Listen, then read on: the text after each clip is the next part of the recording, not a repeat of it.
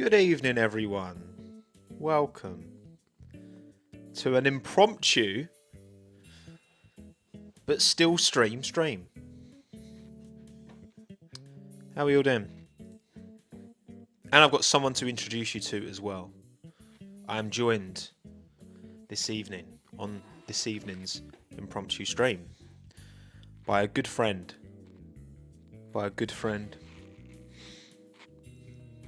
Actually, hang on. Oh, don't fall. There we go. Boom. Perfect. I'm joined by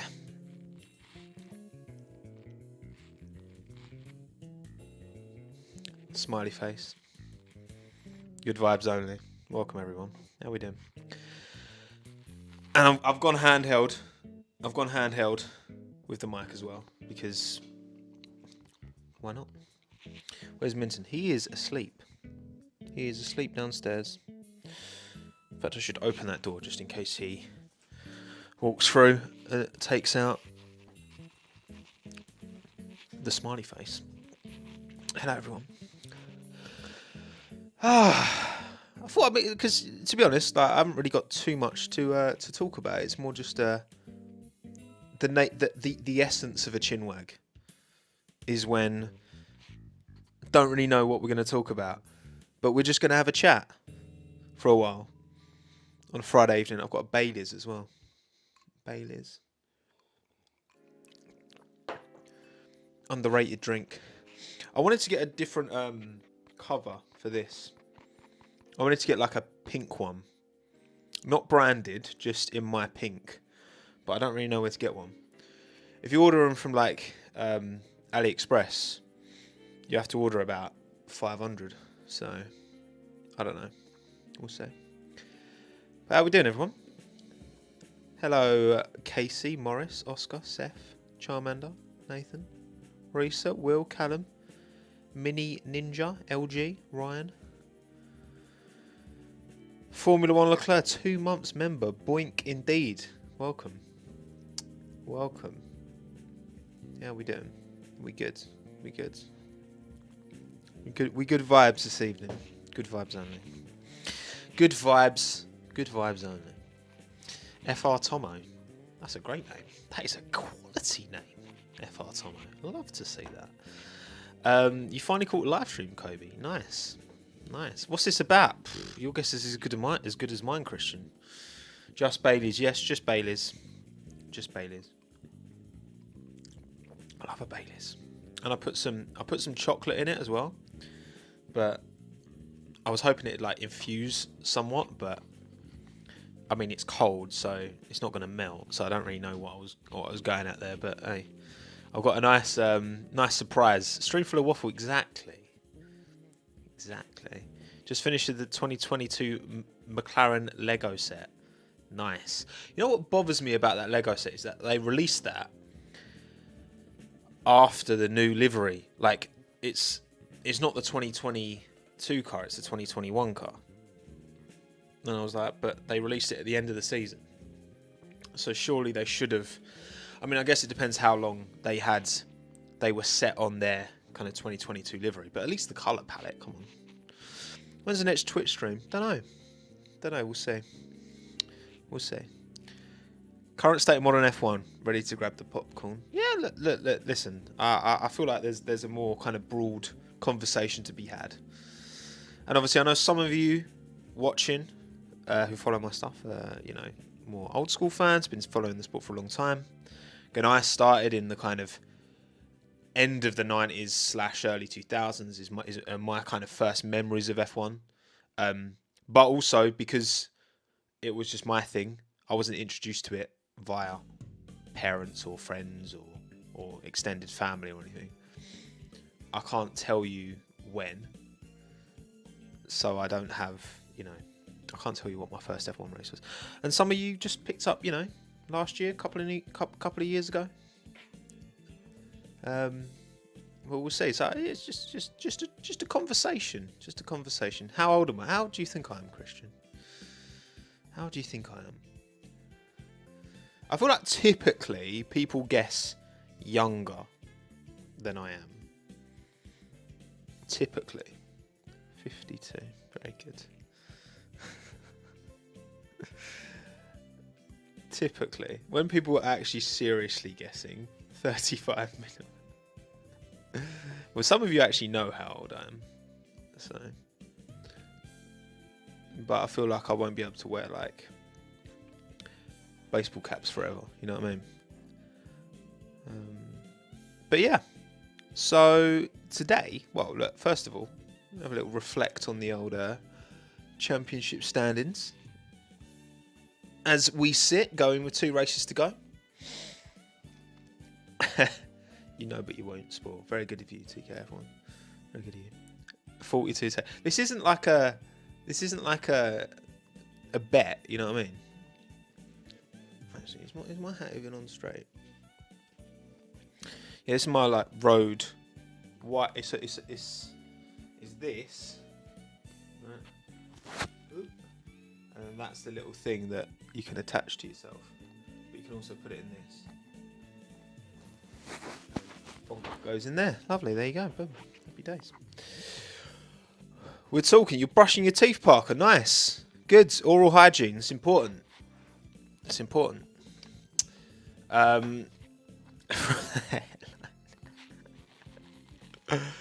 Oh, brilliant. I love it. I love the way I've embraced my biggest insecurity. It's the better way of dealing with it. Yeah, that's how the championship's sitting with 2 to go. And did I copy this? What do you mean? I don't watch Linus. I know of Linus Tech Tips, but I don't watch Linus. And new graphic constructor standards. Oh, I don't know why I didn't have this early on in the season. This is the kind of the more interesting conversation for sure. 696 exactly. Oh, actually, who watched? Who's watched? Hang on, I'll do a poll. There's a problem with a microphone is that I can't type a poll. Hang on. If I balance it, no, it's not going to work. Right. I've just put the microphone on the desk. All right. Who has watched Latifi's Beyond the podcast? Can't even spell that. Who has watched Latifi's Beyond the Grid podcast? There we go. There we go. Interesting. I'll be interested to know who's watched it. It's actually really good. It's really interesting. It's quite insightful. I feel like he's being nothing but honest. At least honest to his point of view, honest to his opinion. Wow, most of you haven't watched it. You should. You really should. After this, obviously, you go watch it and then come back. Do what you want. Most of you haven't. Yeah, it's on the official F1 channel. He did a podcast with Tom Clarkson. The main kind of takeaways is that he's kind of quite open about his shortcomings. You know, if anyone's seen, Alex has done a couple of podcasts, right? He did one on Beyond the Grid as well. He did one with Motormouth, where I kind of guest hosts at the minute as well. Video podcast, fair enough. It is on YouTube, but there's no visual there. Alex talked about the way that Max Verstappen just likes a super aggressive front end on his car, like no one has ever seen. But like he's been teammates with Charles Leclerc, he's been teammates with Nicholas. I'm just a joke. Max likes a sharp front end more than anyone he's ever like come across in racing, right? And Latifi basically said the same about Alex. Not exactly, because he basically said like Alex can deal with a more unstable car, which typically, if the front end's super pointy, that makes the rear end more unstable, and then you're more likely to have a spin, right? And it's kind of like, Max is here, Albon's here, and Latifi's there. So Alex can't keep up with Max because of the pointy front end, and Nicholas can't keep up with Alex because of the pointy front end. But also, I do wonder how much Alex learned from that experience with Max and is now applying that, and that's kind of why that gap's so big to Latifi as well. Because Latifi wasn't always a million miles off George, and he hasn't always been a million miles off Alex this year. Not always, but the vast majority of the time. And I do think, yeah, it's sometimes definitely like Nicky had excuses and painted certain results in much more favourable light towards him, which maybe he's right. You know what I mean? Because we don't know, right? We don't know exactly in terms of minor upgrades, in terms of run plan, in terms of competence of Nicky's side of the garage versus Alex's side of the garage, etc., etc. Thank you, Formula One Leclerc. If they added a video element and they get views, the thing is though, if you're just doing an audio only podcast, it's so much easier. It's so much easier because you can just film from anywhere. You don't need to care where you are. Good lighting, good cameras. Cameras have batteries that run out, like all this stuff. You don't have to think about. You can just literally, So I do have a plug-in battery. Shout out Matt Amos for getting it for me, but I've never used it, to be honest. Sorry, Matt. Because I don't have a spare plug socket. So I have like 4 batteries for my camera that I just, it's a podcast on Spotify. I think it is. But it is, it's worth a watch. It's worth a watch. For sure. 600 review here. Nice. Welcome, everyone. Thank you for coming. Do you think Latifi goes to IndyCar? He could definitely buy his way in for sure. Like at the end of the day, when your dad's a billionaire, any seat in motorsport, if you can buy your way into F1, you can definitely buy your way into IndyCar. Which again, it'd be interesting to see him in IndyCar. I actually think he'd given an all right account of himself. I think we'd see more of the F2 Latifi, who can win races and can be somewhat competitive. So actually, I don't think that would be a terrible idea.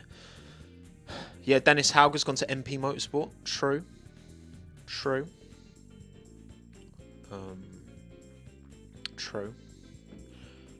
Yeah, I mean, what do I make of that? I mean, is it a bad reflection that Prema haven't kept him? Because typically Prema's like top billing. Obviously, I know Felipe Drogovic in an MP has won the championship this year, but I don't know. I feel like Latifi, given the cars, the reasoning. No, to be fair, Jonas, to be fair to Latifi, all his 3 seasons in F1, he has been in one of, if not the worst cars. You know what I mean? Like 2020, that Williams was the worst car. 2021, it was the second worst car. This year, it is the worst car. So I think that is a fair point to an extent. But again, when you're compared against teammates, look, George Russell is doing great things in a Mercedes overall, even though he's had a pretty poor last kind of half of the season. He's, generally speaking, done really well. And I think Albon kind of, a lot of people quick to write Alex off after 2020, but at the end of the day, he got that 2020 seat for a reason, because he did a better job than Gasly in that Red Bull. And Gasly's clearly a very good driver, so... I think it was always going to be an uphill battle for Nicholas. But the thing is as well, like, Nicky didn't start until he was 12. I think he was 12 or 11 when he started karting. I think it was 12. There's a good video on YouTube, like race profiles or something. Welcome, Take the Blue Pill, who is new. Appreciate you giving me the support. Friends of Tommo, big up. Yeah, I think Latifi was like 12 when he started karting. Most of these guys, they're starting when they're 8. That's a big difference. You know what I mean? Like when you're 12, the difference between like being 8 and 12 is a third of your life. It's a third of your life that all these other drivers had spent karting by the time Nicky had even jumped into one in the first place. So I think that kind of that natural kind of instinct. Probably probably isn't there, and I think that's probably fair to say. Anyway, right. I'm still on the older Piastri. Did he? When did Piastri start F1 driver market? I didn't know that. Right. Big up the smiley face. I'm gonna sit over here so you can. Yeah, Damon Hill started. Damon Hill had a mad, weird career though. Like he didn't start in F1 till he was like 30, wasn't it? Something like that. I can't remember exactly, but he was, by current F1 driver standards, he was very old when he started. At the time, it wasn't so out of the question. But anyway, getting on to the title of this stream, the state of modern Formula One. I guess first of all, I'm gonna have to put the mic down again. Can I like balance it on its? Hang on. Oh yeah, there we go. It's balanced. Right, don't touch it. Okay. First of all, I'm gonna ask you. When did you start watching F1? From 2017, 2010 to 2016. I'm just gonna do some like 2000 to 2009. Earlier, 1999 and earlier. I just want to get an idea. So if you're watching and don't typically interact with the poll, interact with this one because I want to know of everyone who's here. How long have you been watching the sport? Because if we're going to talk about modern F1, we kind of have to talk about the past as well. You know what I mean? Nice big orange smile. Exactly. It's a smiley face. And I feel like it brings good vibes, you know? Even though it's not, like you can see how like this cord, because it only just about reaches the plug. So yeah, it's pretty precariously balanced, but it'll be fine. Damn well, you guys started 2017, that's why you guys did. Well, to be fair, like yeah, but if you started in 2017 then. But yeah, over half of you are from 2017. Fair play. And then yeah, so I would fit into the. Yeah, I mean, I probably technically watched my first F1 race in the late 90s, but like I was literally like a baby. So yeah, I would be in the 2000 to 2009 group. So 40% of you. A pre 2017, so that's unreasonable, man. I basically want to know what everyone's biggest and just shoot your suggestions in the chat. What are your biggest issues with this current state of Formula One? And it could be stuff that has changed since you started watching. It could just be stuff that has never been good and you've never liked. Cars are too big and too heavy from Jack. True, because I basically want to look at each of these and analyze them individually, right? Because I think the cars being too big and heavy, I think they're not going to get any smaller because of safety. And I don't necessarily think that's it. Hang on, I'm just going to bring my desk down a bit. There we go.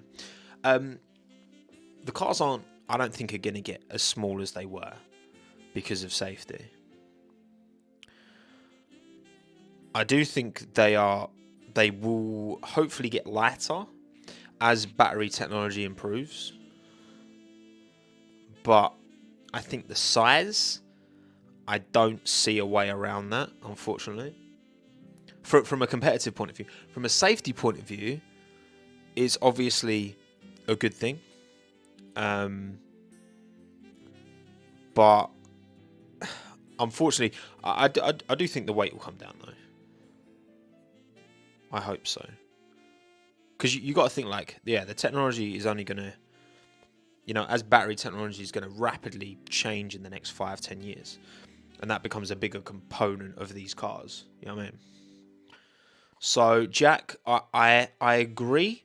Like when you it's funny when you watch clips of F1 in the kind of mid 2000s, and you look at the driver's helmet, and relative to the car, the driver looks so much bigger because they are much bigger relative to the car. You know what I mean? So it's like you look at, you know, plus obviously the like I think comparing it to 2017 is probably a fairer comparison because that's pre Halo. So obviously with the Halo, it makes the driver look even smaller in the car. But I think that like it's mad when you look at like look at some mid 2000 clips of like, you know, when Schumacher was doing his thing and Alonso was doing his thing in the Renault. Like the helmet just looks massive in the car compared to like what we've got now. It's actually mad. It's crazy. Thank you, Yadu, mate, by the way, for the $4.99. If Mick started F1 at 17 like Max, he would be as good as Max, same time span, but no one else would get that chance. Wow, that's a big statement. No, I disagree. I think Max has got he's got some mad like instinctive car control that I think this whole sharp front end debate we're talking about. This is why I said like I mentioned that on Twitter because it was funny how Latifi said the same thing about Albon as what Albon said about Verstappen. It's like almost said exactly the same thing. So it's kind of like levels up, right?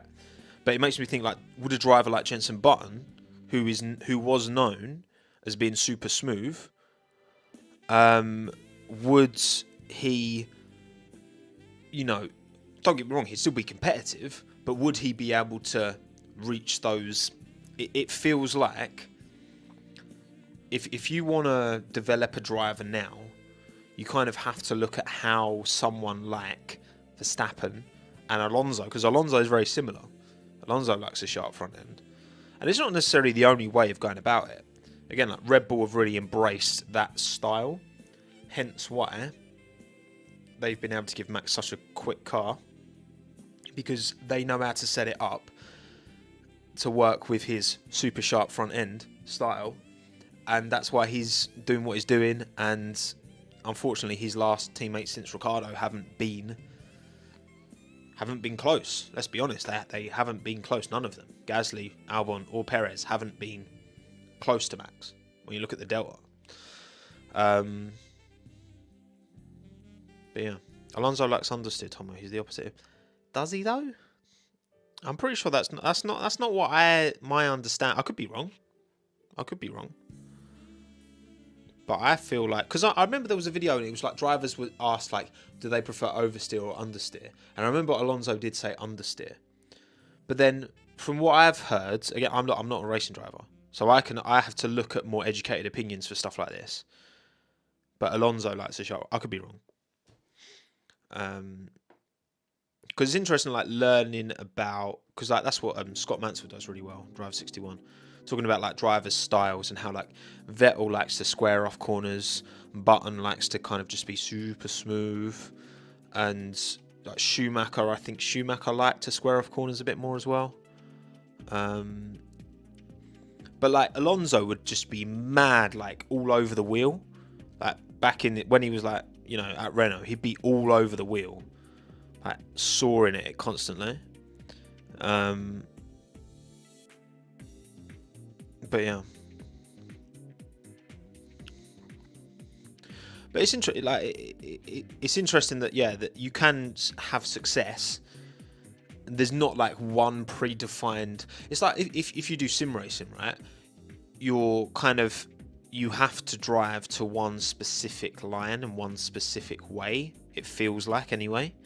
My understanding of like top tier racing esports is that you have to. Everyone kind of has to drive in a certain way. That's a good point as well. Like the Pirellis as well versus the Michelins and the Bridgestones as well back in the day as well. Like that's the thing. That there's so many variables, and I guess it's about getting the best out of the package that you're given.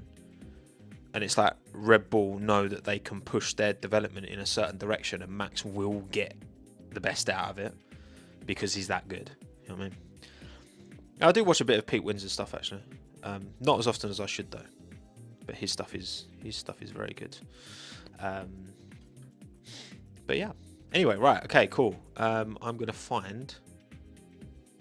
I'm gonna find another random. So that's Jack's one. Rain Racing. Oh yeah, good. There's a good point on Rain. Yeah. The problem is, right, from my understanding, the reason that the spray, it is a bit of a Harry Potter cap, isn't it? I never actually clocked that, but that's a good point. It's like some Expelliarmus thing, you know what I mean? So, yeah, my understanding of why Rain Racing is so bad is more to do with the spray than anything else. And because these new cars are designed to chuck the dirty air up and above following cars, that therefore means that if it's raining and there's spray, it sprays it up. Rather than like dispersing it outwards, it sprays up. That's my like. Correct me if I'm wrong. I've been wrong many times, and I will be wrong many times in the future. But that's my kind of understanding of why when it's really wet, these cars can't really be on track. The large tyres generate thicker and higher spray. Yeah, and it's probably a combination of them too. My big issue is that, because back in the day, let's be honest, right? Back in the 90s, they would just send cars out, you know what I mean? They'd be like, yeah, you can deal with it. There was less aero on the cars, so there was less air manipulation, and there was less safety. They didn't care as much about safety. There wasn't the same care that there is these days. So I think with that, my main solution to that, my main solution for the first point is that, well, the cars aren't going to get any smaller, unfortunately, but I think they will get lighter as technology develops. With this one, I think it's like, invest more, especially in those races where they are typically affected by weather. You know, this sport is so rich at the minute. They're charging 12 grand. If you've seen my latest video, you'll know. 12 grand for 3-day Abu Dhabi paddock pass entry. If you want to go Abu Dhabi this year, final race this season, 12 grand. 12.3 pounds as well. Pounds. Mad. I'm sorry, you can't tell me F1 don't have the money to support infrastructure at those kind of races, which has, you know, as soon as the race, like, it's got, I don't know, sweepers, it's got like machinery that can clear water from tarmac. It's 2022, you're the richest sport in the world. There's no way you can't tell me that they can't do more. I refuse to believe that. I refuse to believe that. New tyre tech moves so much more water, creates more spray. I feel road cars put more spray than do. Yeah, look, and obviously they've got to displace the water so that cars don't aquaplane, and cars can still aquaplane, as we saw from Carlos, as we saw from Mick as well. But I just think that with the spray is an issue. I think the spray is the biggest issue, and it's again a combination of these tyres and this new aero philosophy is kicking the spray higher and like creating big. But yeah, I just think like the Suzuka, the drainage at Suzuka, you should not get a Formula One racing track. You should not be getting massive bloody lakes forming on the track. You just should, like, come on, behave. Thank you, not from 63rd. Are you going to the Vegas GP? Absolutely not. No, I've got no plans to. I mean, who knows? Maybe it's still quite a way away, isn't it? So things can change, but I've got no plans to be honest. It sounds like a very, very. I mean, I'm definitely not going of my own accord. If some like brand comes in last minute and it's like, we'll send you to Vegas, all expenses paid. Come on, of course I'm taking that. But that's not like, that's certainly not on the. I'd be letting you down if I didn't take that opportunity. You know, you can live vicariously through me, the most common Romford boy in Vegas. Imagine that. But yeah, that's not the plan. But yeah, so yeah, for me, invest in infrastructure to make wet racing great again. Simple. It's not simple, but that's what I say. Toxic fans. The thing is, right, I think toxic fans have always existed. I don't think the existence of toxic fandom in any sport is a new thing. I think it's the visibility and the voice of toxic fans. That's the difference. That is the difference. And unfortunately, and look, I know this isn't a necessary, and I get there's cons, just like anything in life, right? There's always pros and cons, but as long as people have anonymity on social media, people will be more inclined. Don't get me wrong, people put out mad, scummy views when their face and name is attached to their profile. Like, that's not going to stop it. But when people have anonymity, they are more likely to say mad stuff that they don't even necessarily believe. Just want a reaction. You know what I mean? But it's you know, I've been on the receiving end of my fair share, and it's, you know, it's not nice, but it's part of this. It's part of this job, unfortunately. It's just part of it.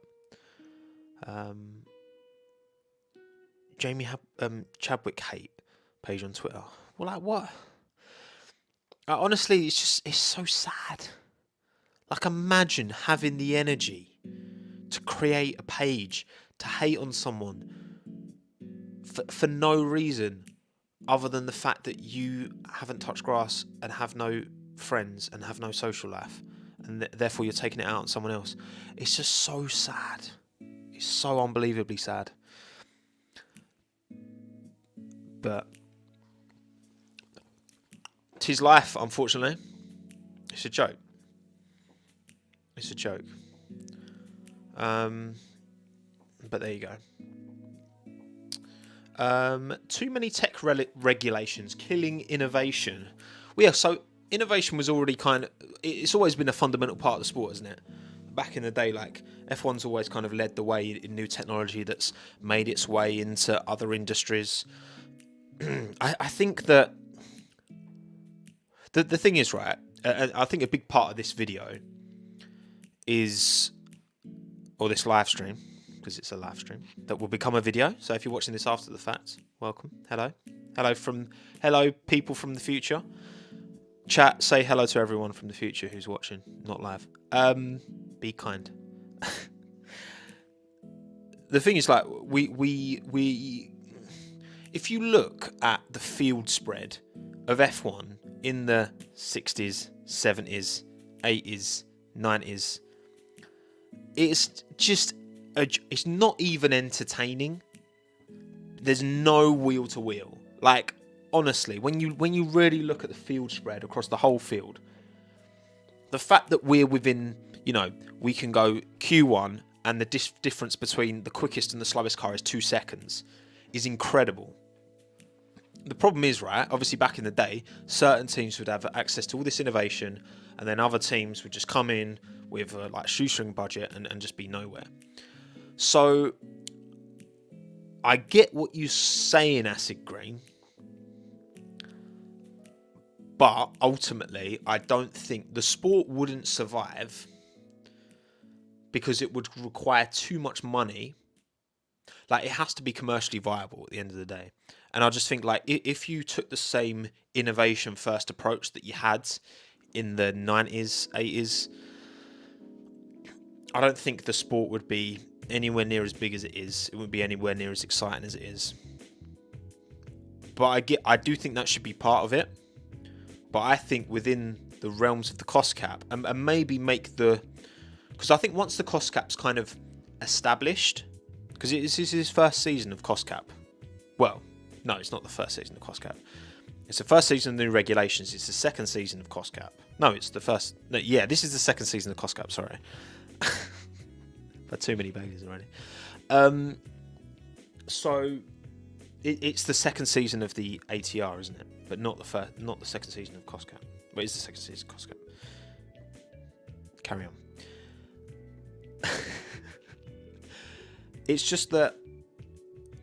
But I agree that innovation should be there. I think once the cost cap settles down and hopefully consolidates the field, because honestly, right, and this is zero criticism of Max, but I don't think Max will ever get 7 world titles if the regulations do their job. Because if the regulations do their job, as time goes on, the team you are at should become less of a. It will always be a factor. There will always be better team, like in F2. I mean, they're literally the same chassis, and you've still got Premas at the top and, I don't know, Tridents at the bottom. That's a spec series, and there's still, like, clearly better teams and worse teams. But I think as time goes on, and once that Q1 gap goes down to a second, you know, I don't think that's unreasonable. And then all of a sudden, the talent of the driver becomes a bigger factor, and then maybe it's that, okay, let's get a bit more creative with the regulations. Still keep a cost cap, but a bit more creative with what teams are and aren't allowed to do. But use this cost cap to kind of level the playing field somewhat, hopefully. But I just think, yeah, if you just let innovation just go mad now, then where would Haas and, Alfa Romeo and AlphaTauri, where would they be, you know? It's just, yeah. Rules. Yeah, look, I mean, people have always had problems with the rules in F1. There has always been controversy surrounding the rules, and there always will be, because it's a very difficult sport to rule efficiently, consistently, especially when you have different stewards, which I don't agree with. I'm not being funny. Like, you pay these drivers to follow the F1 circus around. Why can't you pay the same stewards to mediate every single race? You know? Thank you, Alan, by the way, for joining Friends of Tommo. And thank you, Brett, mate. Appreciate the 5. I think the problem on track right now is the rules are crap. Last year, the problem was inconsistency. This year, the rules are just consistently bad. Yeah, look, I think... So, I think the whole white line, like track limits, I think them being more harsh on that is a good move. I think you're always... The problem is, right, you're always going to... Okay, so, for example, in football, you have goal line technology. Even if it's by like a hair's breadth, right? It's either the ball's crossed the line or it hasn't. If you're arguing with goal line technology, you're kind of just screaming into the void. Like, because it has or it hasn't crossed. You know, like, it's been measured. It has or it hasn't. With like a tackle that gives someone a yellow card or a red card or handball, with those kind of things, it is way more subjective. You look at 99% of handballs that are given in football at the minute, and people will still argue. And yeah, obviously some people are just going to argue because, oh, I'm going to defend my team, whatever. But some people still genuinely argue around whether they think it's a handball or not, because there's all these different, like... So you're never going to get cut and dry absolutes in the ruling. You can have your opinion, and this is why I think the consistency of the stewards is important, because you have one set of stewards and they'll interpret an incident in one way. The overall, the democratic vote amongst the stewards will go one way, and then you have the same incident but with 5 different stewards, or however many they have, and then they'll come to a different conclusion, and that's not ideal. But then I suppose you also kind of get that, again, I use a lot of football analogies, right? Because, you know, even with VAR, It's still a bunch of human beings making a decision. With goal line technology, or in F1 with like crossing the white line, it should be like something where it's, if you go over the white line, it's an automated sensor. There's no debate or opinion. Or did he cross? Or was there a fraction of a? There should be none of that. It should be, if you cross the white line, boom, done, finished. So yeah, I mean the rules themselves, obviously, again, like you know my feelings on the cost cap. I don't think the punishment was enough of a dissuasion. Personally, I hope I'm wrong. I hope we get to this point next year and no one's breached the cost cap, because if that is the case, then I'll be quite happy, like, with the overall outcome. Because for me, it's like imagine what's an analogy I can come up with. Say you punch someone in the nose, right? Boom, ow, right? Break their nose. You then paying for them to have the healthcare to repair their nose would then bring the equilibrium. So then they are repaired, they are cured of their ailment, of their dodgy nose. Look at my I've got a deviated septum. I only realised recently. Look at how asymmetrical my nostrils are. Anyway.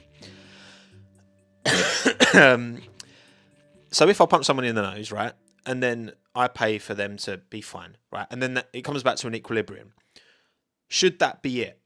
Or should I also get a fine and or community service or like a punishment for doing it in the first place? So it's not just about a crime, because say it was just like, oh, you could just go around punching people and be like, give you 100 quid, bang, 100 quid, bang. You know what I mean? Like, so it's not just about punishment fitting the crime. It's about also the punishment extending beyond that and dissuading anyone else from. Because if you could guarantee me now that no other teams will overspend on the cost cap because they deem it enough of a penalty, I would be reasonably satisfied, at least definitely with the wind tunnel time, that Red Bull's penalty is fair. But if we're sat here in 12 months' time and talking about this again and teams have gone over, then I'm going to be like, well, they didn't punish hard enough and they didn't make enough of a dissuasion. That's why I think it wasn't enough, personally. But we'll see. We'll see whether that ages well or badly.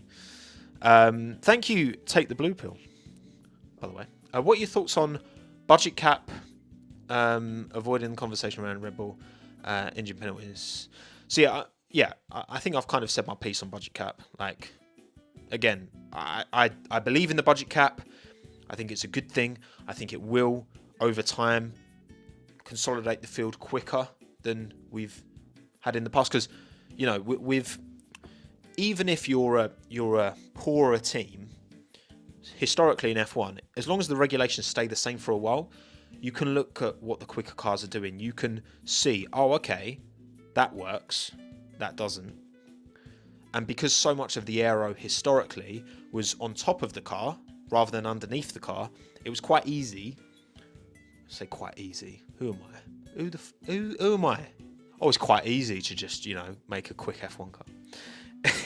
It's easier relative to look at these other cars and be like, okay, well, we've got loads of pictures of this Red Bull. We can see, okay, that works. Oh, maybe we'll try that.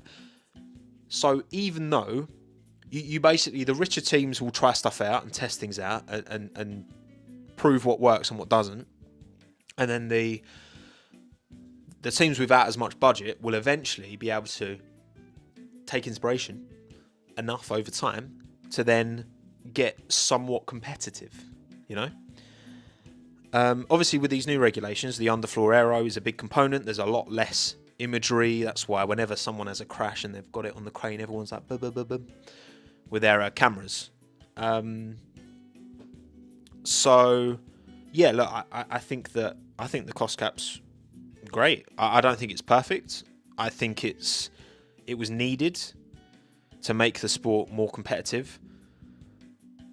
But again, like, even without the cost cap, if you look at how many different winners we had in 2021, that was without the cost cap, and it was super competitive. You still had the top teams, but there were opportunities for teams not right up there to get, wins. And yeah, I am optimistic going forward, given how close it has been relatively this season.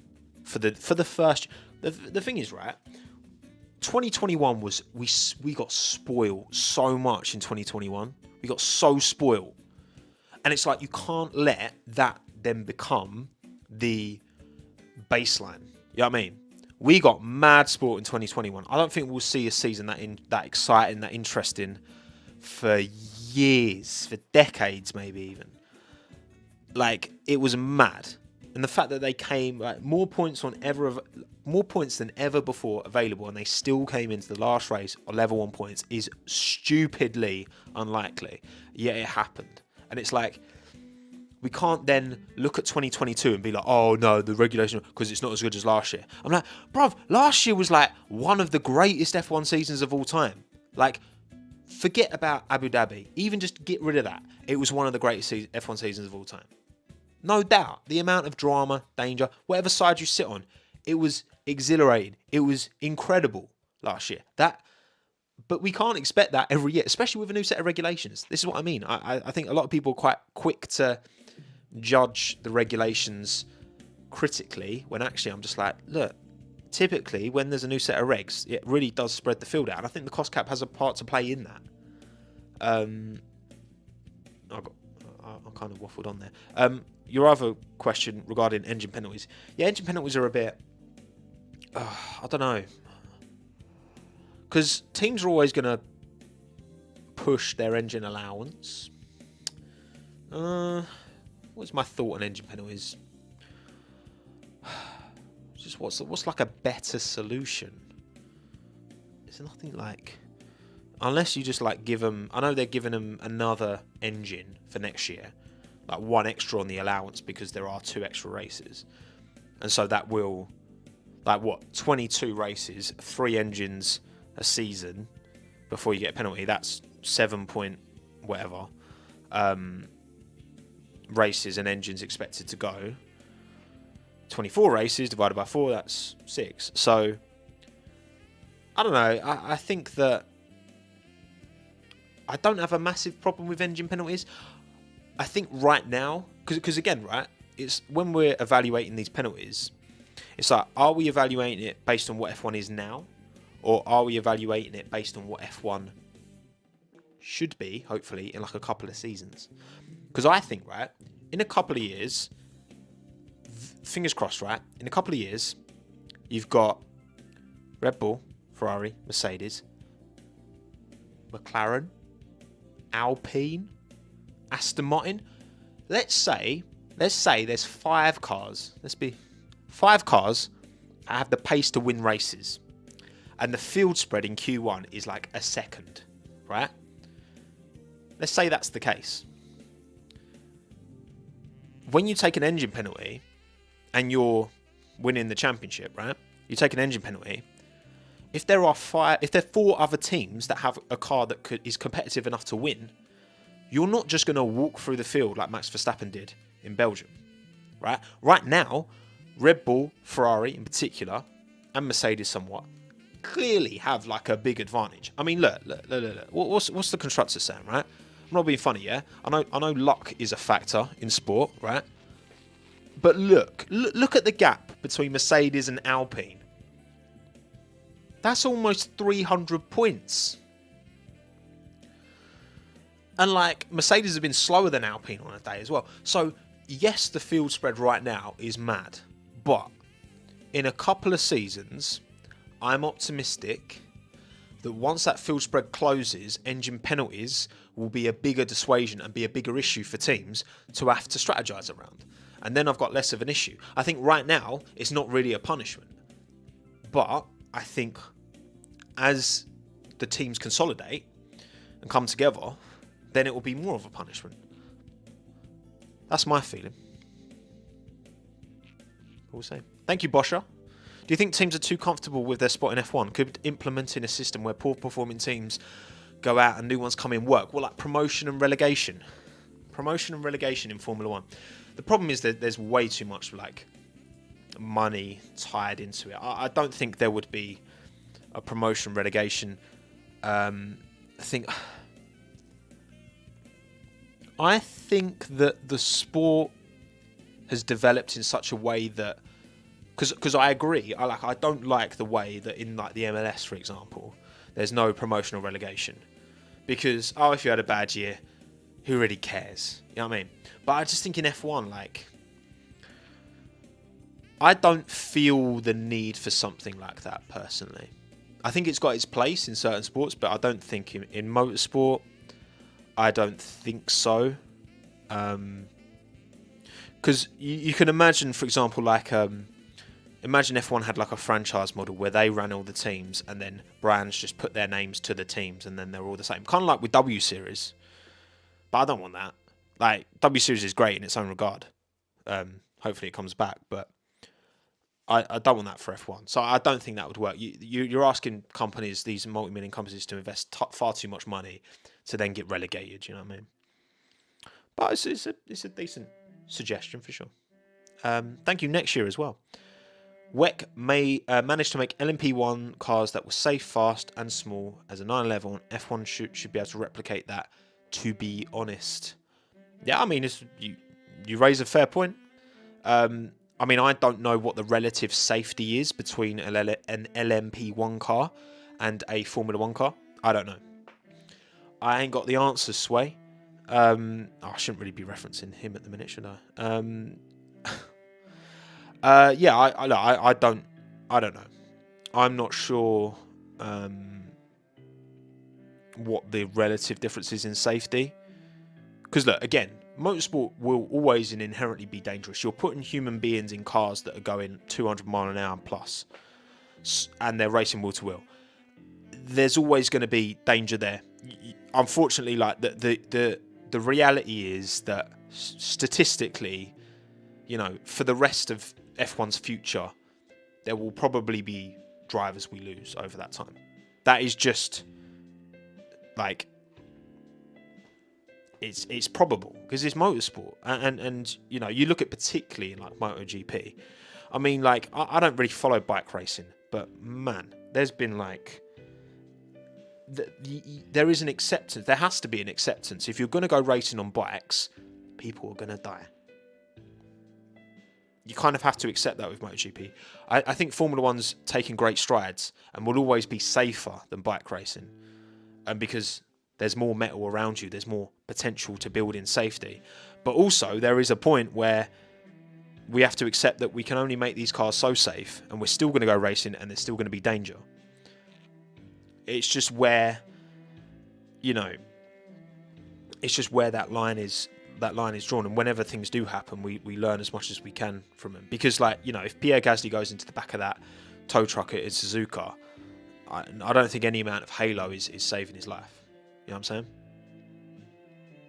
So, but you make a good point next year. You make a good point. Brett, thank you again for the $10. I mainly mean that results are taken away after the race. In my opinion, it's the FIA's job to regulate the race as it is happening, not after. No, mate, listen, I think we all want to see whatever decision you're going to make, even if it's not a popular decision, make it during the race. So, for example, like when Vettel got that time penalty in Canada relative to Hamilton, so crossed the finish line first, but didn't win the race. Like, whether or not you agree with that penalty, I think it was good that that was made before the drivers crossed the finish line. That's a good thing. Now, whether you think the penalty was correct or not, I know there's still contrasting opinions there. I know where I sit. But at the end of the day, decisions made on track, like, and of course, yeah, you have to be making the right one. But also, like, I just feel like a lot of these instances, you've got a bunch of stewards who are, you know, they are racers. They know what they're talking about better than I do, better than most of you do, right? Let's be honest. We're all quick to throw like Paul di Resta or whoever, right, or Johnny Herbert or whatever. But like they are actual racing drivers. They actually raced in Formula One, so they do actually know what they're talking about. Yes, they have their biases like anyone does, but fundamentally, when from a racing point of view, they know what they're talking about. You can't tell me that like it feels like it takes a lot longer for these decisions to be come to than they should. It shouldn't take as long as it does. I feel like, because they say they have this like VAR style panel, but I'm just like, why? Like, I don't get why it takes so long. You know. I mean, I'm sure there's reasons, but I just feel like there's a lot of it's probably like red tape, that the hoops you need to jump through to get it all done in time. I don't know. I feel that the sport can definitely be a lot better in that regard. I agree. And I mean, look, obviously the Leclerc Perez one at Suzuka. I mean, it happened at the final corner, so of course, and they were. I feel like maybe they probably should have paused. Like, right, Johnny Herbert, wait, don't speak to anyone yet. Let's just pause everything. We're about to come to a decision, and then rather than wait, like he's halfway through having a chat, and they're like, "Oh, Johnny, Max has won the championship." Oh, sick! Like, come on. Like, the sport could do better than that. I feel like the sport can definitely do better than that. Maybe I'm wrong. This is the beauty of... I'm not in that room, you know? I'm not in that room. What's my take on the Ted Kravitz situation? Look, I think that ultimately Ted's entitled to his opinion. However, he is representing the World Feed organization, which I think, again, like, so I think there's two ways of looking at it. I don't think there's a problem with having opinions, but I think you should have a variety, and you should always have, if you're going to be the main feed, right, you're not necessarily entitled to not be biased, but you're entitled to maybe have those biases, but then have alternatives. You know what I mean? Like have someone who's going to like clap back, because yes, using words like robbed. Well, Max didn't do anything wrong in Abu Dhabi. Ultimately, the cards fell in his favour, but he didn't do anything wrong. So yes, I completely understand why Ted bringing it up, and not for the first time either. Like, greats on it. I completely get it.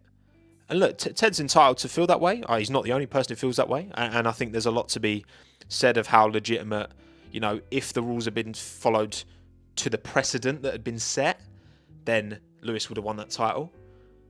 But in the same breath, it's just like, there has to be a time where, you know, there's a, like, poor mistake. I mean, remember when Thierry Henry had the old hand when against Ireland, and like kept the ball in with his hand, scored. You know, some people will never forgive. Some of the Irish will never forgive Thierry for that, and you know what I mean. It's just like, and that's fair. You know, I think Lewis Hamilton fans are entitled to feel begrudged by it, but I think when you're representing the World Feed broadcast, I just think, like, come on, like, what value is there in bringing it up? You know, but because I mean, look, I could be wrong, but from what I remember, what was it? Oh wait, I've just had a mind blank. I'm sorry. I was like, I had a really good, and then it's just gone. I'll let you know later if it comes back. It's Friday night. Okay, I'm sorry. Thank you, Patty Joe. Red Bull IMO was a fitting penalty, as they didn't do this with harmful intent, and I agree. I don't disagree with that. Imagine if a team does breach 2022 cost cap with bad intent, won't get the ABBA to begin with. And I guess as well, how do you prove intent with accounting, you know? Because you could just be like, oh, we just interpreted it differently. But I feel like now that this first season is done, and Red Bull said they didn't do the kind of test, I can't remember what they called it, the test run through with the cost cap, which is probably part of the reason why they got picked up on certain things that they hadn't pre-clarified. But now we've done one season of cost cap, and it's all done, right? And it's all happened, and Red Bull have been penalised, and the 9 other teams who didn't overspend, and they're fine. I like to think that you won't be able to use that excuse of misinterpretation anymore. That excuse should now be gone, as far as I'm concerned, because we've already done it once. We've done the rodeo. When we go again, you know what the precedent is. You know the standard's been set. What does count? What doesn't count? And now, I think if a team does overspend, I doubt it would be like with intent, but I think it would just be like negligence, you know, because you're not going to get away with it. And if you're willing to risk getting really, really close to the fire, then don't be surprised if you get burnt. You know, a little Bunsen burner there. If you're going to go close to it, it's ow. You know, it happens. But look, at the end of the day, I just kind of like porpoising, where it was a big talking point. Everyone was a bit sick of it. The drivers didn't like it. No one liked porpoising. There were no porpoising fans. I'm sure. I mean, maybe there were. I'm sure there were some interesting people on Twitter. I'm sure. No one was standing porpoising, and then the FIA said, "Okay, there's a maximum amount of porpoising allowed, and we're gonna." And now we don't talk about it. And it's like, I want this to be the same for the cost cap, in terms of we get to a place where it's just a given that everyone's going to be within it. It's a cap. It's not like well, it kind of is a target to get to, but you can't go over.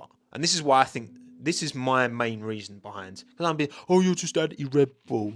Oh, you're just anti. It's like, bruv, it's so lazy. It's like, no, I'm anti anyone going like over the cost cap ever. And I think the only way to truly stop any team even entertaining it is to come down hard. But I don't think they should be taking Max's championship away. I just think they should be hitting their wind tunnel time more, and actually punishing out of the cost cap, because I still think that's nonsense personally. Because imagine you've got a Haas, right? Well, so Haas, they've just announced that they can now get to the cost cap for the first time, right? They're getting 20 million a year from MoneyGram for 3 years, I think. So they're probably operating at the 140 million, or is it 135 next year? I can't remember. Whatever it is, they're probably operating at that. They're not over it. They've not got that. That's all their money. That's it.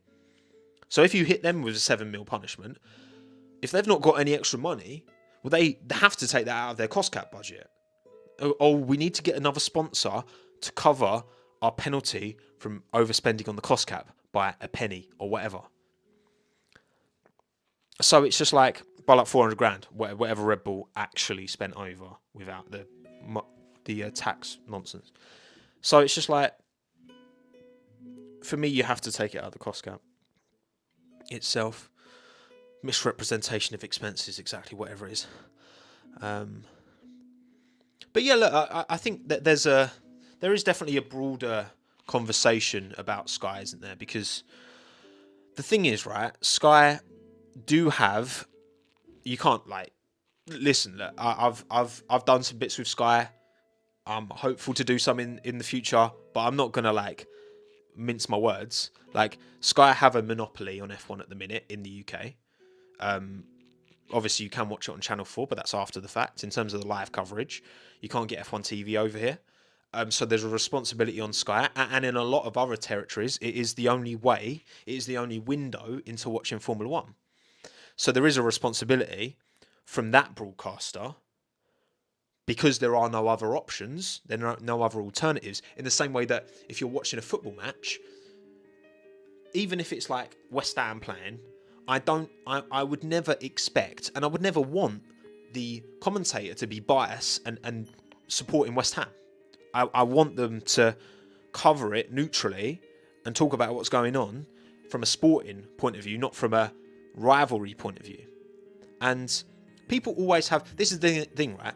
I don't think the Sky Sports like world feed should be everyone sitting there going, what's going on today? Well, this car went fast. Oh, well, this car went faster. Oh, very good. Or not so good if you're one of the other 9. Like, you want characters, you want personality, you want a variety of people. And I think that's where, obviously, look, with Ted's Notebook, it is just him walking around, and it's a great format, you know? Like, can't argue with that at all.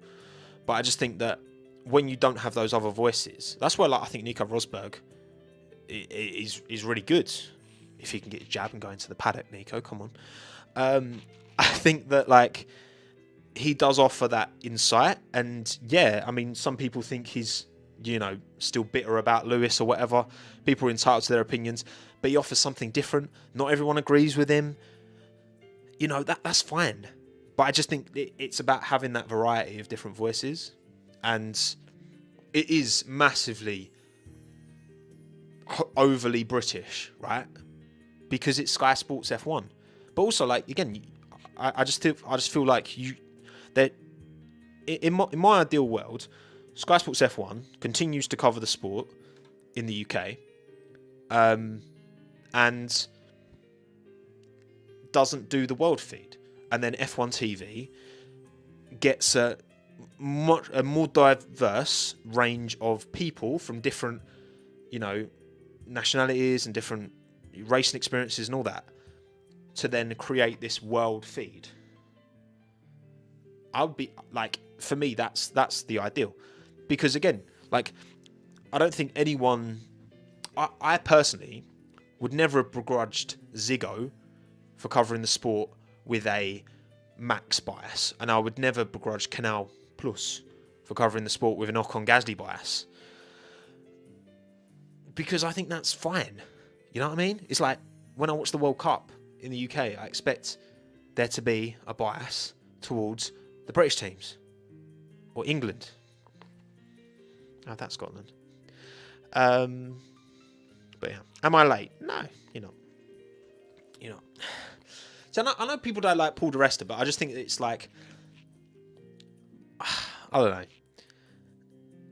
You know what? I think with this, with what I do now, it's much easier for me to be sympathetic towards other people who talk about the sport and get accused of your bias, because it's like I get that, and I feel like I cover the sport, I talk about it in as objective a way as I can, because that's the only way I'm interested in talking about the sport. I'm not remotely interested in like, oh, let's always defend Albon, let's always defend Ocon, let's always defend Ricciardo. Like, these are some of my favourite drivers, but I'm not interested in covering the sport just, and some people are, and that's fine, you know what I mean?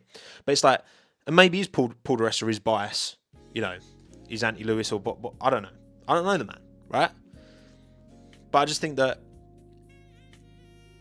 I don't think that's the problem. I think it's, you need like a variety of different perspectives. That's what I think it should be, rather than everyone just being really, really like zero opinion, just facilitating conversation, and it's all very neutral and dull conversation. Like, it's sport, you know what I mean? Because I think a lot of it as well, I've seen some people say it like, oh, Sky or whoever. Like, I've been accused of like, oh, you're like saying things to like stir the pot and stoke. Like, at the end of the day, right? If Sky or that rhymes, or anyone else, right?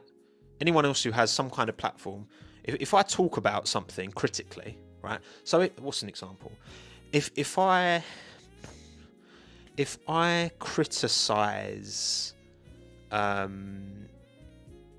God, I don't know. If I criticize Alpine, right, because they've given a car to Fernando this year that is continuously broken, does that mean that I endorse anyone watching that and then going onto Alpine's social media and calling them clowns and saying nasty stuff? No, obviously not.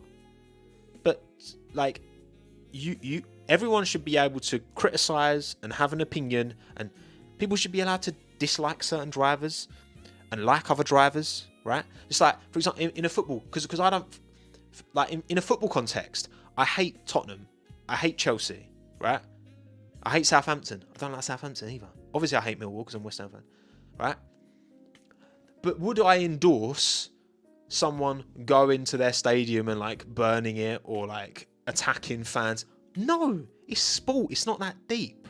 Like, you can have sporting rivalries and sporting preferences and all that, but it's just sport. It's entertainment at the end of the day. It doesn't actually matter. You know what I mean? So I just think that you know, people are entitled to their opinions, and the backlash that like this nonsense that Kravitz is getting is just a joke, because just people take it too far. You're allowed to sit here and be like, I think Kravitz is too biased against Verstappen. You're allowed to say that. You're allowed to say that you don't think that he should be on the world feed. You're completely entitled to that opinion, and I completely understand where you're coming from. But that doesn't mean that people who do that are responsible for the little scumbags who will then go to his Instagram and spam horrible nonsense or whatever. But as well, like, it's because I talked about this last year, and I felt like the drivers, particularly Max and Lewis, around last year, because it was so toxic online, it was so nasty, and it was getting way out of hand. I personally, in that instance, felt like the drivers could have, and maybe this is naive, it could be not really naive of me, but I felt like the drivers could have at least said something to address their side, because you've got the scum fans who attach themselves to Max and attach themselves to Lewis, and then they'll kind of go at each other or go at everyone, right? Everyone who isn't on their like extreme side, they'll just go after. Now, would that make a difference? Maybe it wouldn't. Maybe it wouldn't make a difference. But I felt that if I'm just like, I try and put myself in their shoes, right? So say in my dream world, I'm an F1 driver, right? Right? Loving life, of course. I mean, the charisma you would get. Imagine if I was an F1 driver, man. The world wouldn't be ready for it. Oh, hello, Minton. Minton's joined the chat. I'll grab him in a minute if you want. If you want, of course you want me to. I feel like if I was a driver, and I think the distinction is this, right? If I was a driver who put an opinion out there, and then people didn't like it, and some people liked it, and they come after me or whatever. Okay, yeah. I mean, it's not nice. Like I've had it before, and it's like, it's not nice. But fine. If then there's like a race and there's an incident, and then people who have like this mug as their profile picture go and like send horrible, nasty stuff to the other fan base. And again, like, because most of the drivers are like mates, they all like get along. So imagine I've had like an on-track incident with Minton, right? Minton's in the Mercedes, I'm in the Williams, come from the back, and we have a crash, and then it's like, oh fuck, Minton, bad. I call him Bad Minton. Bad Minton. Give him a little tap on the head like Russell did on Bottas, and then afterwards, everyone's like, there's people with my face as their profile picture going at Minton and Minton's fans and saying nasty, horrible stuff. I would, because these people are claiming to be, I feel like I would have some kind of sway in, like, you know, counteracting that.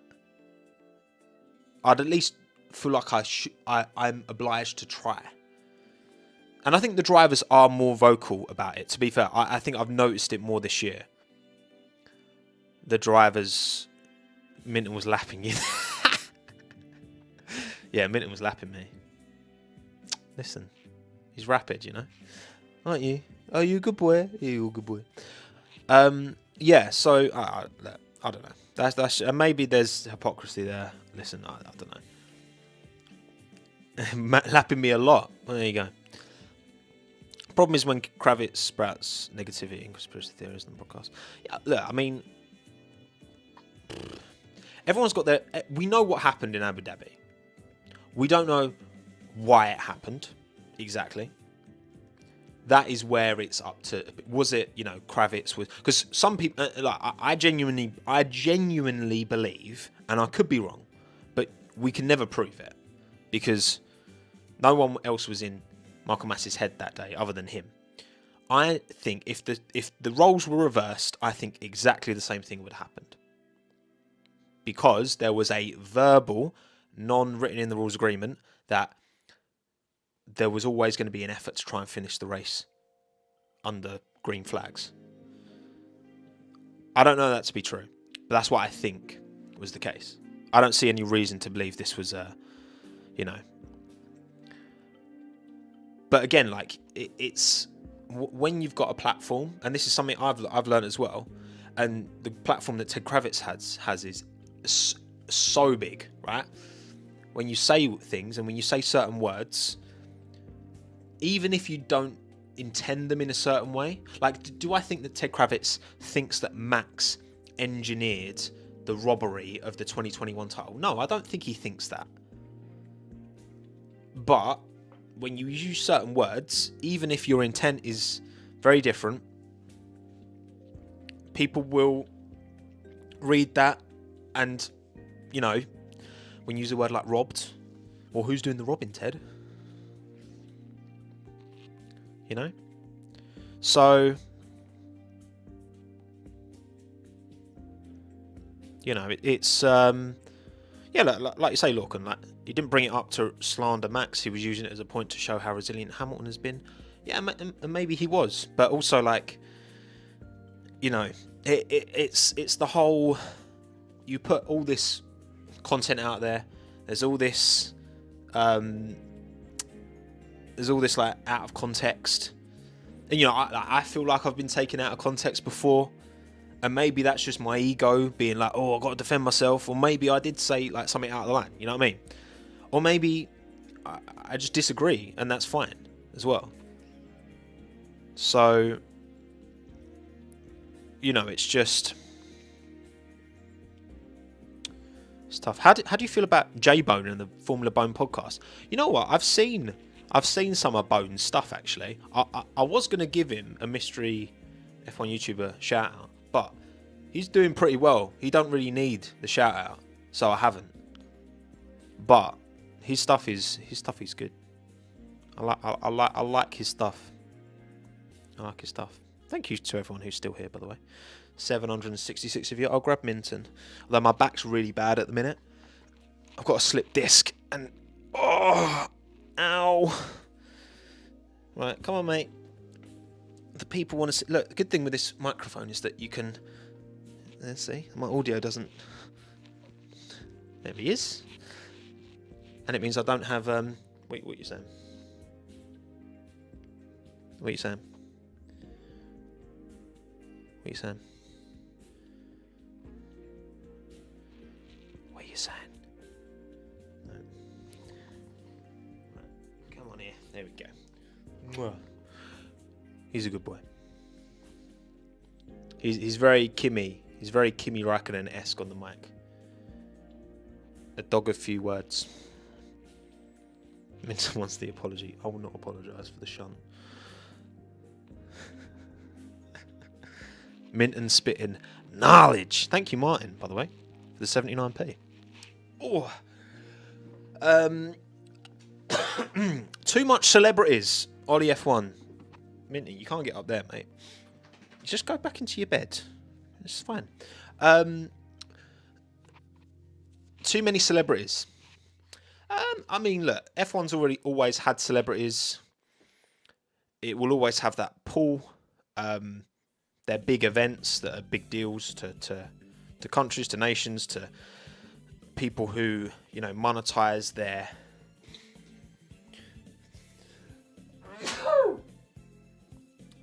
platform. Bless me. Do I think there's too many? I mean, I like the grid walk. Like, I think Martin does a great job. I think it's funny. I think sometimes the producers kind of leave him out to dry a bit, like giving him dodgy facts and all that. And sometimes it's a bit cringe. Don't have to mention the Megan Thee Stallion incident. I mean, that was just, I can't endorse that. Thank you for the blesses in the chat, by the way. Hello, Lysander. Welcome, mate. I think that it's kind of like in football, isn't it? It's like football's a working class sport. I know I reference football all the time, but I love football as well as F1, so I will continue to do that. Is it like a working class sport, working class roots? A lot of these top clubs have, well, they all have working class roots, but now obviously you go to a game and yes, you've got seating, but then you've got corporate boxes, people who aren't even watching the game necessarily, sat up there eating, and they're bringing in a lot of money. Like, look, at the end of the day, the ability to monetize these rich and famous people is capitalism, baby. That's literally it. You know what I mean? Yeah, like certain people like Keanu Reeves, like he's great. But obviously you've got to remember, like, and you know, I got invited. So I got invited to Miami.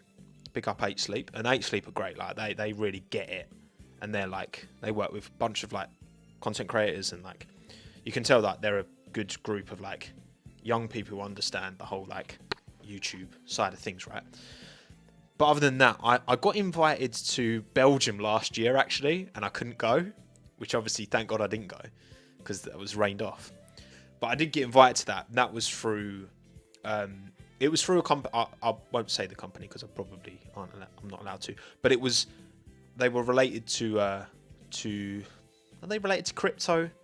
They're kind of related to crypto, but not really. And I don't like crypto. I don't really endorse crypto, so that also felt a bit funny. But even if I did want to go and put my my belief and sell out, I couldn't go anyway. So it's not BitConnect. BitConnect. Throwback. What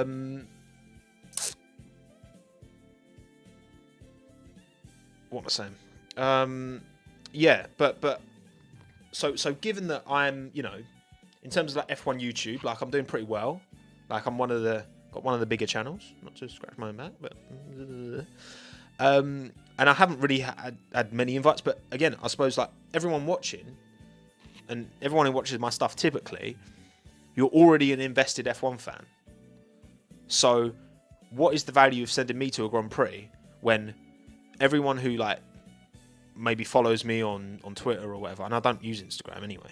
What's the value in sending me to, like, to be honest, what's the value of sending me to a Grand Prix when everyone who follows me already watches it?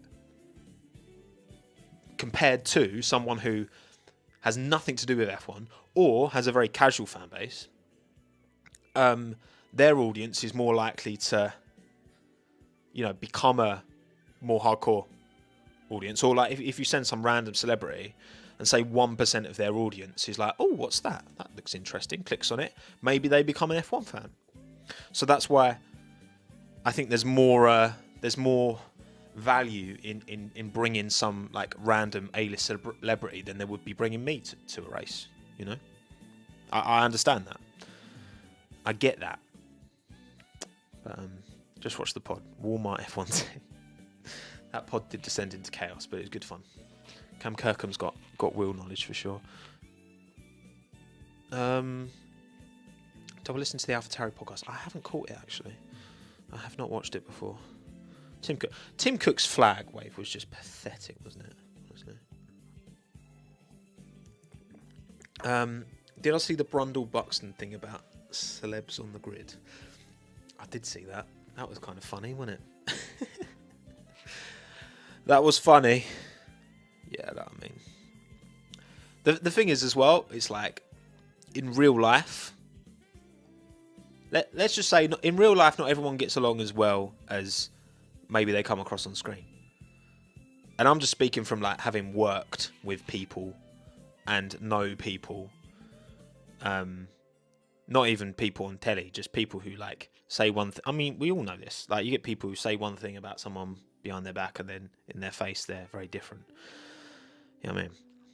I'm having a Bailey's, the Epic Racer. Oh, Logan Sargent would definitely be quicker than the Latifi. I've got no doubt in my mind about that. Tommo hates Aldas. Aldas, you are my rival.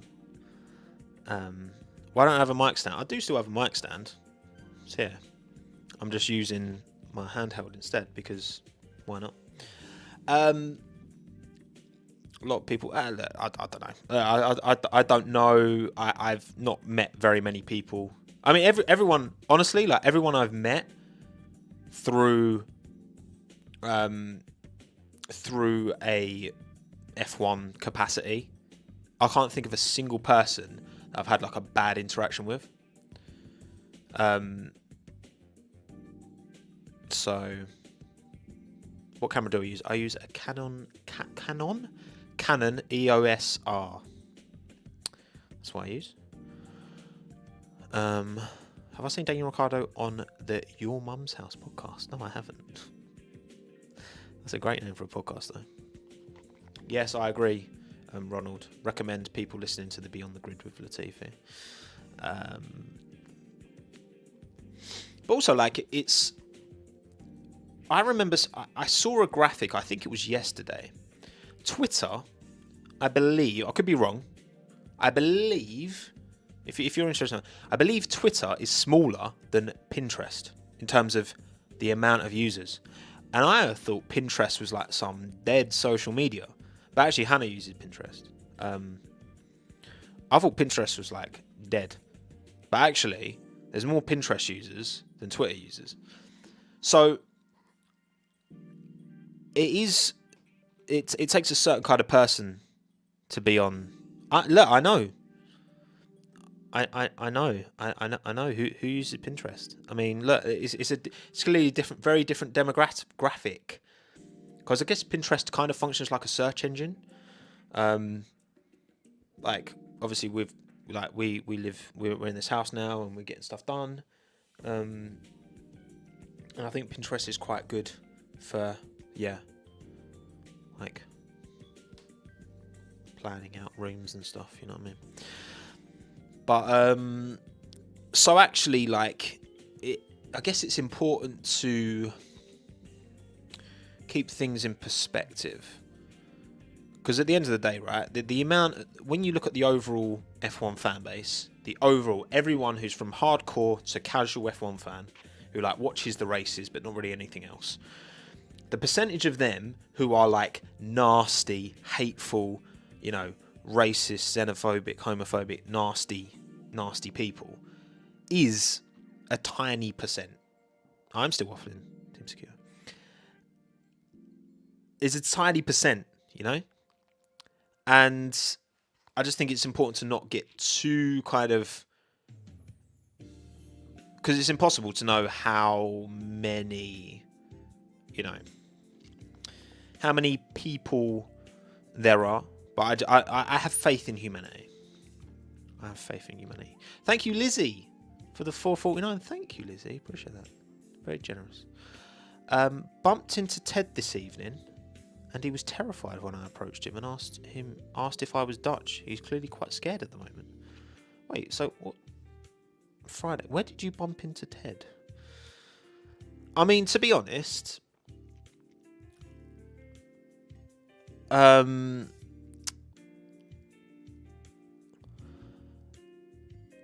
it wouldn't surprise me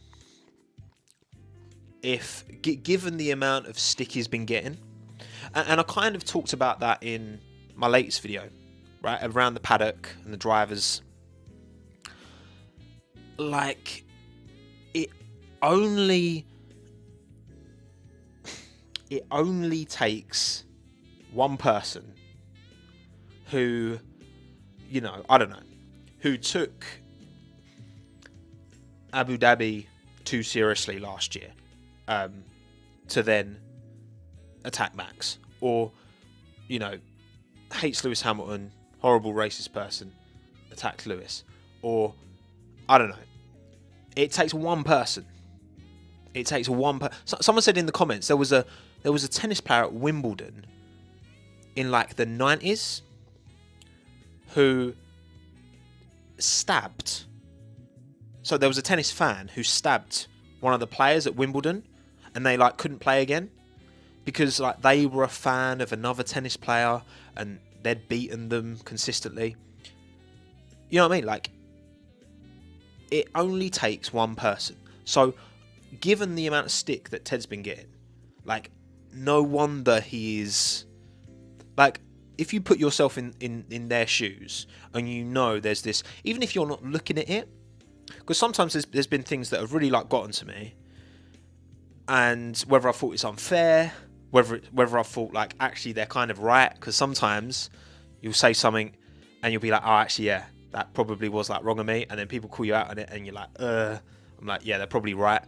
And sometimes it's just like whatever. There can be numerous reasons why you feel a way about something, and even if you don't interact with it, because ignorance is very much bliss in this realm. If I read every single nasty thing someone said about me, mate, my mental health would be gone. You know what I mean? But it's like, yeah, I wouldn't be surprised if Ted's not feeling like too comfortable and confident in like IRL interactions right now, because it's not nice. And again, you're entitled to disagree with, you know, his points and what he said, but to level that amount of abuse at a person over a sporting opinion, it's crazy to me. It's crazy to me. Same with Massey as well. Yeah, for sure. Of course. Absolutely. Exactly the same. Like, you can believe whatever you want about Massey's intent and all that, and what he did was wrong and against the spirit of the sport and whatever. But the nastiness that he received, wrong, horrible. The nastiness that Lewis received after Silverstone last year, that, come on. But again, it's a small portion, and that doesn't mean it shouldn't be called out, but it is a small portion of a bigger bunch of mostly rational, passionate, sure, but like there's a line. I mean, like when I'm at a football game, if a referee does something I don't disagree with, I'll boo him. Like in that context, I'm booing a decision that I don't like. But do I endorse someone like going in and attacking them? Obviously not. That's like scummy behaviour, you know what I mean? So, have I seen the Reddit post of the driver standards since the summer break? Lots of surprises. I haven't actually. I haven't. That would actually be interesting. Maybe that's a video. No, that would just be like a bit of... That wouldn't even merit a video, would it? That would just be like a... If the F1 season was split into... Maybe we'd do like F1 season split into quarters. Well, 22 races, so you couldn't do quarters. I don't know. That could be... Or maybe into thirds. You know, who is the best in the first third, second third, third. That could be an interesting... No, I'm drinking Baileys.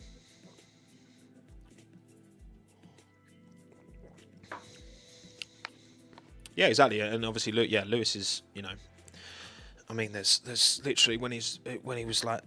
This video of him like when he's about 10 talking about the racism he got in the paddock. It's like, it's grim.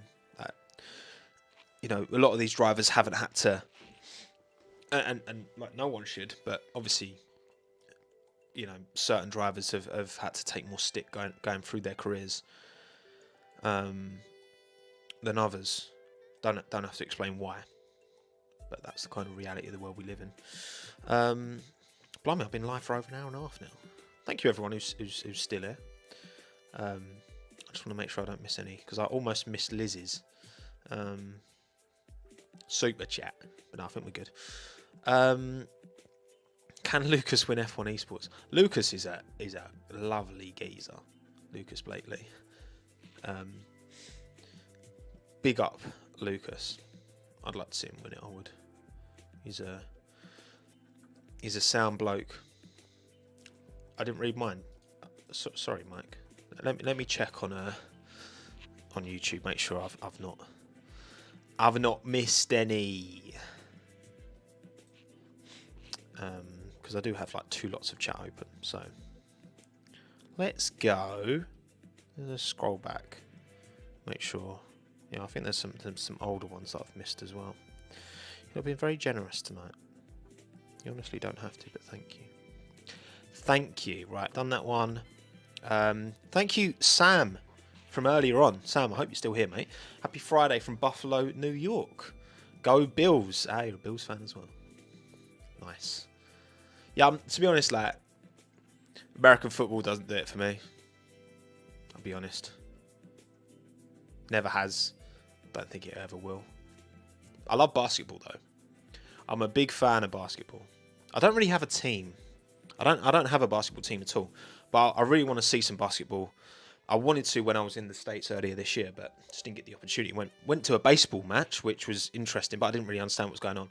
Basketball, I understand the game, so I'd like to see that in real life a little bit more. That'd be fun. But yeah, I don't really have a team. What, Memphis Grizzlies, Toronto Raptors? I don't know. I feel like whichever game I go to first in real life will be the team or one of the teams that I'll support. So I went to an Ajax game, so I've got a soft spot for Ajax. I've been to an AC Milan game, but actually I prefer Inter to AC. So actually it's Chievo Verona that I have a bit of a soft spot for. Right. Which other ones have I missed? Thank you, Formula 1 Leclerc, for the boink. Appreciate it. Boink. Boink. Not the FIA. Thank you for the 449. Hope you're still here. Don't watch cricket. I live actually pretty close to a cricket ground, but I don't watch cricket. Do you think Hauger going to MP is a mistake, as Prema will be back on it next year due to wrapping up both ELMS titles? Do you reckon that actually has an impact on how their F2 operation works? Because Prema are, they do bits outside of Formula 2. I don't know. It's so hard. I mean, MP were great this year, so with Felipe at the wheel anyway. I think Clement struggled a lot more with that car. But I think that, Felipe's got that connection with that team, We'll see. Who else did I miss? Thank you, Alan, mate, for the 2 New Zealand. Bloody hell. I can't really do different Aussie or New Zealand accents. I do the same thing. Rotorua. Went to Rotorua. Which smells like farts. Keep up the good work, bro. Always enjoy your content. Thank you, Alan. Appreciate that, Alan. With 2 L's as well. Big up, Alan, with 2 L's. What was your actual favourite F1 driver before Albon? Before Albon, it was Ricciardo. So obviously, for me at the minute, it's the main drivers. My favourites are Albon, Ocon, Ricciardo, Norris. In no particular order. Before Ricciardo, I didn't really have a favourite. I liked Button a lot. I liked Lewis. To be honest, before Ricciardo, I didn't really pull for anyone in particular. I probably had a slight preference for the British drivers, but not really. I really liked Mika Hakkinen when I first started watching. And then I just kind of, didn't really have a particular driver I followed. Because they're all just names. Because the thing is, like, growing up, like, especially as a kid, you just see these names, and you're like, oh, that car looks cool. But like, other than that, there wasn't really any, like, I didn't really know the personality of these drivers. So, you know what I mean? There wasn't really anything pulling me towards a particular driver as a kid. And again, because I wasn't introduced to the sport through a parent or a family member or a friend or anything who was like, maybe say your auntie or uncle is like a really big, I don't know, Juan Pablo Montoya fan. I really like Juan Pablo Montoya now, but I think at the time I didn't really acknowledge him too much. But yeah, as a kid, because you didn't get that exposure to the drivers, so it was just kind of like, yeah, there wasn't really any pull there. Thank you again, F1 Leclerc. I'm off to shower. Here's $1 towards a mic stand. I have a mic stand. I'm just choosing not to use it. Because I get how much worse than normal is the audio on this video, by the way. Because I'm pretty sure it's worse. But so if it's like 80, so put like 80% if you think it's like 1/5 worse. You know what I mean? Or does it sound the same to you? Because this is a completely different microphone to what I usually use. So I'd be interested to hear what you lot think. You didn't notice anything? That's good. That's what I mean. Like, so many... Yeah, so some of you have noticed a bit of a difference, but a lot of you haven't. I guess it depends on what you're listening through as well. If you like got headphones on, or if you've got... If you're just listening through your phone or whatever. But that's good to know. It's not too different. Because, like, a lot of people, like... Well, I used to be one who like stress a lot about, oh, I need the right audio equipment, blah blah blah. But actually, most people don't care as long as you can hear someone clearly. I don't need some Shure SM7B that costs about 400 quid or whatever.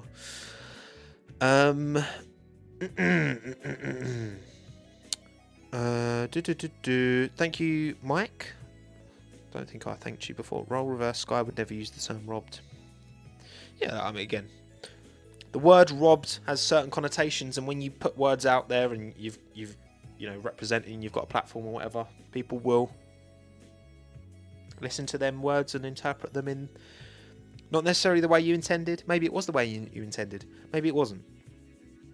Words are but a vessel for our feelings. So that's the way it is. Thank you, Martin, as well, for the 79p. Cheers, Elliot, for the $5. Totally agree. F1 Twitter might be a tiny percent of the fan base, but my God, that part of F1 has really gone to lengths to ruin the sport for the rest of us. And that's the thing as well. It's like, I think as fans who are opinionated, who are rational, who are as respectful as we can be in a sporting environment, you know, I think there's sometimes I can look back. I'm not perfect, but I'm not here spouting like I'm some. Like I've probably said disrespectful things about drivers in the past. No doubt in my mind.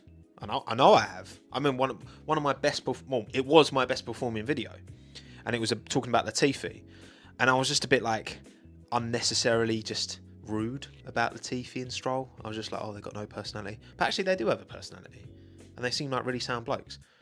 So I took that video down because I was just like, no, it's just I'm just being negative, and I'm talking on people that I don't even know in a way that didn't even merit, you know what I mean? It's not even true. Because actually, I think Latifi, and particularly Stroll, I know he has on a bad day, he can be a little bit moody. Can't we all? But actually, Stroll is actually quite funny.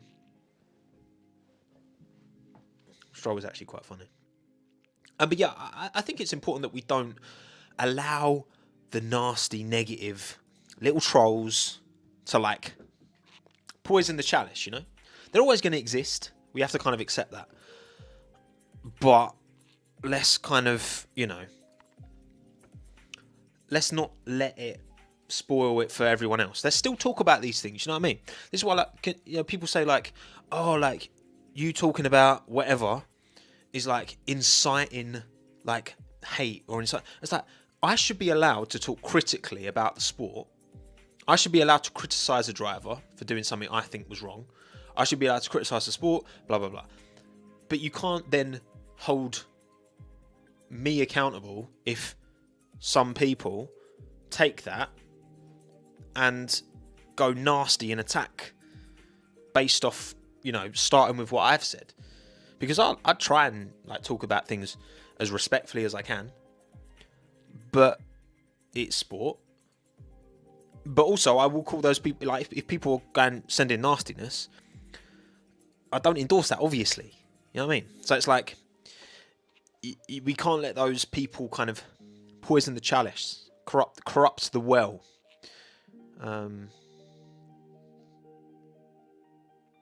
But yeah, exactly. Tweet of the week's a good example of the overwhelming positivity. You know, is American media going to disrupt the British monopoly on F1 at some point? I hope so. I do. I do. I think it's good for. I think it's good for everyone. I think it's good for. It'd be good for Sky, because then it would kind of force them to maybe look more critically on what they do right and what they do wrong, because there's plenty that they do right that they don't necessarily get credit for, and there's stuff that they don't do so right. I was kind of hopeful that an Amazon might come in and get those TV rights. Obviously, the rights in the UK are extended to 2029, and I think in Germany and Italy it's like to 2027, maybe. I think. But I think ultimately, just like anything, a monopoly is never a good thing for the consumer. I think that having, different, because I'd love to watch more of the Channel 4 stuff, but because I watch it all as live as I can, I don't consume the Channel 4 content, even though I'm sure it's really good. I like Mark Webber, I like David Coulthard, I like Alex Jakes. I think's insane. I think he's going to be like the next Murray Walker. I think he will outdo Crofty. But we'll see. What good unknown upcoming junior F1 prospect? Who's that Italian kid? Is it Antonelli? I'm not actually sure. Is it Kimi Antonelli? That's it. I'm hearing very, very, very good things about him. In terms of a big star name, he's the kind of one that first kind of comes to mind. But also, yeah, I mean, look, not everyone has the best kind of, if I did a video, which would be an interesting video, but also it's like, I'm not being funny, he's a kid. You know what I mean? I don't really want to be sitting here making content about some, who's going to be on the F1 grid in 10 years time. Oh, there's this kid who's 11 doing go-karts. I'm not interested putting that pressure on a kid, putting that exposure on some kid who's just enjoying his karting and doing really well. You know what I mean? So, but I think, yeah, the fact that he's got Mercedes support is quite interesting. He's doing very well. So, but there's a lot of was the Dunn? Is he the Irish kid who's doing well? Ugo, the American kid who's with McLaren, I think. Yeah, we'll see. There's a lot of names. There's a lot of names coming through. Is Kimi? I thought Kimi was 40. I thought he was younger than that. I'm probably wrong. Dino Bogdanovic. That rings a bell. That rings a bell. Vesti is doing the Mercedes Young Driver test. Yes. Vesti is my Vesti. That's right. Kimi was born in 2006. Man, that makes me feel old. Damn. ASMR Tommo. No, nobody wants that. Nobody wants that. Any other?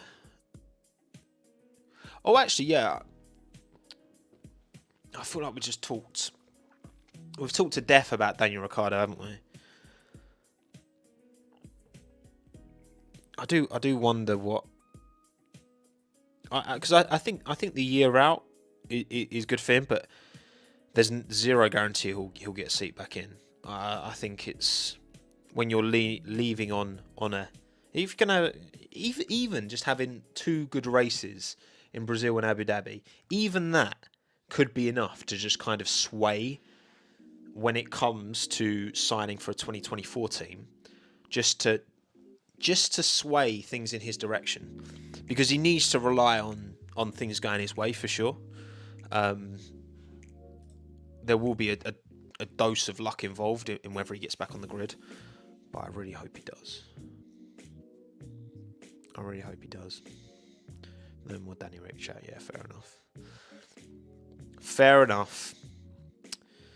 Considering Latifi said that ovals aren't that dangerous, what do you think about Max? Look, I guess if you've never done ovals before, they're doing like... I mean, they are dangerous. Like, objectively, they are, like, very dangerous.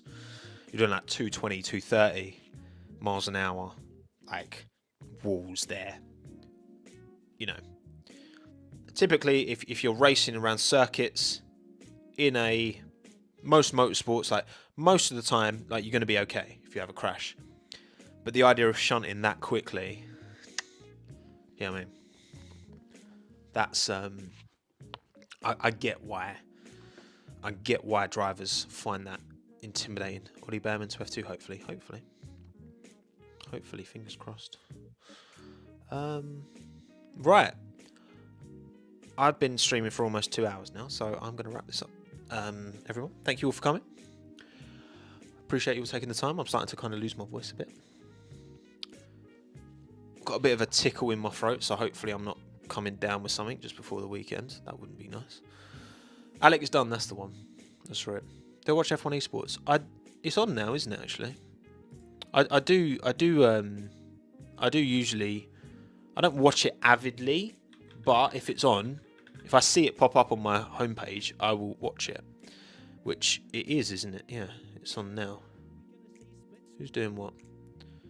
Is it just about to start? Oh, it's raining. Is it literally just about to start? Oh, there's Malaga and Jake C. Met Alex Shakes a couple of times now. Such a nice, funny bloke. He's actually a G. Yeah, I'll get you Minton and then we'll say goodbye. Go watch F1 Esports. Right, hang on. Let me just balance the microphone. Come here, buddy.